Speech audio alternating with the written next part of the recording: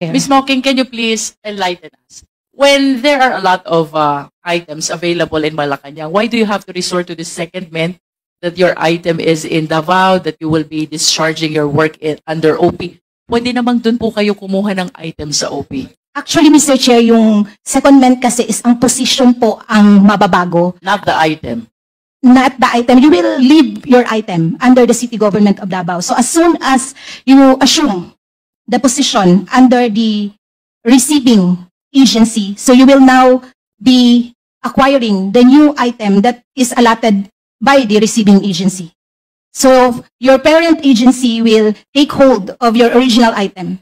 During Yes. your stint in Malacanang, that is 2016 to 2022, of course, you've encountered a lot of people close or within the network of the former president. Tama po ba?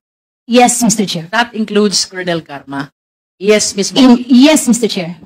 Can you please enlighten us? How frequent do you actually meet with Colonel Garma during that time? I saw her once or twice, Mr. Chair, in Malacanang. Once Or twice. or twice only? Yes, Mr. Chair. And there was no other encounter at all? Actually, Mr. Chair, since na-appoint po si Colonel Garma sa PCSO, we have referred patients para po ma-extend yung kanilang assistance sa office of sa PCSO po. So, in line in connection with that concern, referring patients to PCSO, do you meet and talk with Colonel Garma during that time that he was already at PCSO? I called her, Mr. Chair. So, how frequent do you talk, if I may ask? I believe that was 2018. Once or twice, Mr. Chair, because she referred me already to one of her staff. Every time merong referral para hindi ko na po siya ma-disturb. Prior to her appointment at PCSO, you said a while ago na once or twice mo rin na-meet si Colonel Garma In Malacanang. in Malacanang. Yes, Mr. Chair. Can you please tell us what concern does Colonel Garma have during that time when you encountered her in Malacanang? Actually, Mr. Chair, umakyat lang talaga siya doon sa office namin and marami din po, almost all of our staff, Mr. Chair, are from Davao. We're from Davao. So parang meron na din po siyang mga nakita at nakilala doon, tapos meron din pong mga nagpa-picture sa kanya kasi nga po na-appoint siya sa PCSO. So it is just because of the appointment, the reason why she was there. Yes, Mr. Chair. With all due respect to the personalities that I will be mentioning, Ms. Mocking, but if you are following the investigation, there have been allegations about the reward system of the war on drugs. You're aware of this? Yes, Mr. Chair. And Senator Bongo is always being implicated every time the reward system is being mentioned.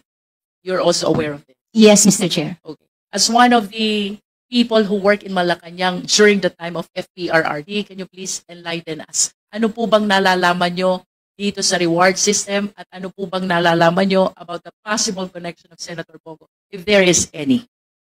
I have no knowledge actually, Mr. Chair, about the reward system that is going on within Malacanang, Mr. Chair.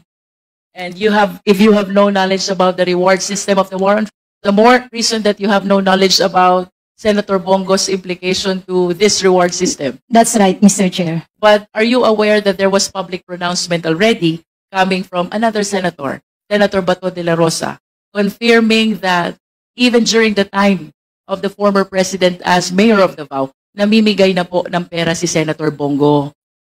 What can you say about this? I have no knowledge of Senator Bongo releasing money po, Mr. Chair. I understand. Just for the information of the committee, Secretary, can we please flash that poster from the social media where Senator Bongo made this comment that even during the time of the former president in Malacanang, namimigay na ng pera si Senator Bongo.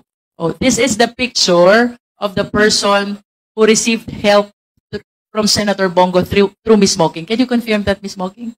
One of the several people you helped. Actually, Mr. Chair, this person is one of my relatives. So you confirm that he received help from Senator Bongo through you? Actually, hindi po ako nagbigay sa kanya ng help, Mr. Chair. About the senator? He's saying, thank you very much and God bless you more. Baka, I really don't know, Mr. Chair, pero baka related po siguro sa mga services po ni Senator Bongo under his office. All right. Secretary, can we please flash the next slide? The one with the public pronouncement there. Ang sabi po dito, Miss Mocking, namimigay naman talaga ng pera si Bongo. Inutusan niya ni President Duterte noon pa sa Davao pa kami.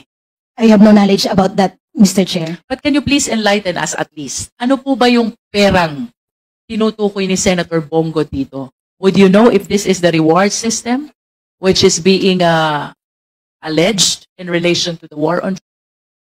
Hindi ko po alam, Mr. Chair. Wala po ako, hindi po siya familiar sa akin, Mr. Chair. Would you know if this is operational fund of the PNP? Actually, Mr. Chair, hindi po kasi ako privy sa mga police operations and kaya hindi po ako familiar dito sa sinasabi na.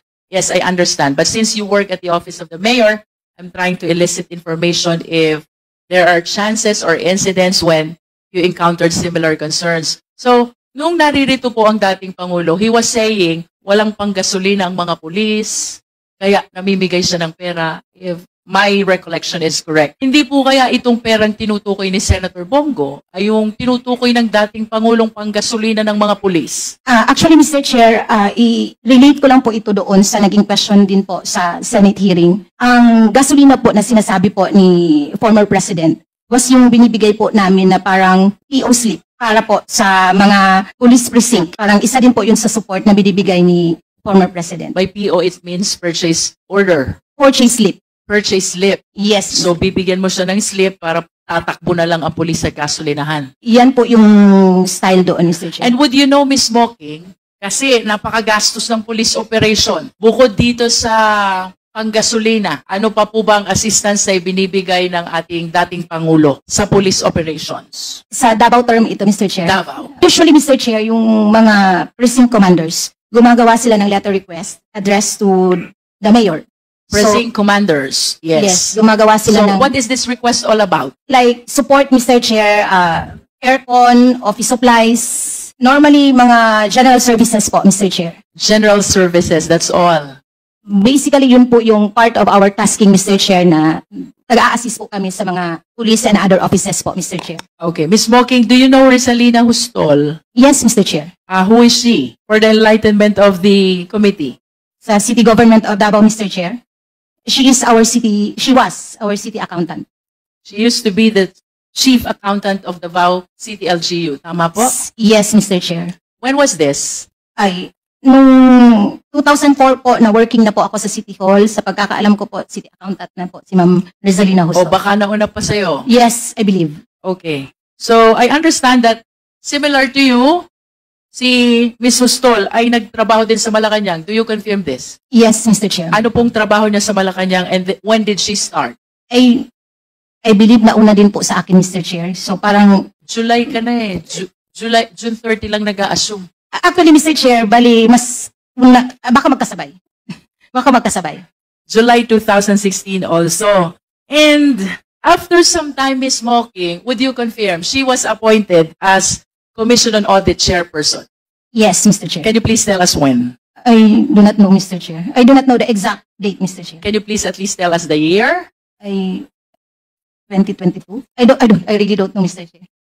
All right. But at least you confirmed that she was appointed as COA chairperson. Given this facts, Mr. Chair, I wish to manifest that similar to Ms. Mocking, Rizalina Hustol was able to earn also utmost trust and confidence of the Duterte family, including the people close to the former president. Reason why, from being the chief accountant of Davao, he was even appointed as executive secretary for finance and administration of OP. Tama ba, Ms. Mocking? Yes, Mr. Chair. And ultimately, she was appointed as COA chairperson, which I believe is one of the most or one of the highest possible positions one can get in the Philippine government. Ano po bang trabaho ng isang chief accountant? Let's go back to Davao. Hindi ko po masyadong alam kung anong specific trabaho po ng city accountant, Mr. Chair. But at least would you confirm, alam po niya lahat ng pumapasok na pera, lahat ng lumalabas na pera? Probably, Mr. Chair. And that includes the confidential fund of the LGU Davao. Probably, Mr. Chair. Ano po bang trabaho ng Executive Secretary for Finance and Administration?